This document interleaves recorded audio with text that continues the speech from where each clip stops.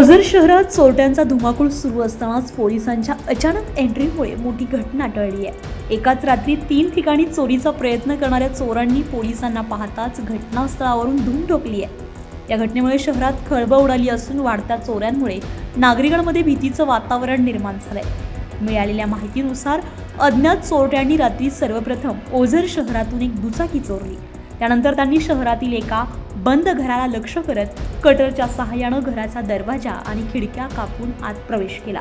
घरफोडीचा हा प्रयत्न सुरू असतानाच परिसरात संशयास्पद हालचाली जाणवत असल्यानं नागरिकांमध्ये घबराट पसरली। याच रात्री चोरट्यांनी तिसऱ्या ठिकाणी शहरातील एका वाईन शॉपमध्ये चोरी करण्याचा प्रयत्न केला। मात्र याच वेळी नियमित गस्तीवर असलेले पोलीस घटनास्थळी दाखल झाले। पोलिसांना पाहताच चोरट्यांनी कोणताही विलंब न करता घटनास्थळावरून पळ काढला। त्यामुळे मोठा अनर्थ टळला असला तरी चोरट्यांची निर्ढावलेली हिंमत मात्र स्पष्टपणे समोर आली आहे। एकाच रात्री 3 ठिकाणी चोरीचा प्रयत्न झाल्यानं ओझर शहरातील कायदा सुव्यवस्थेवर प्रश्नचिन्ह निर्माण झाले।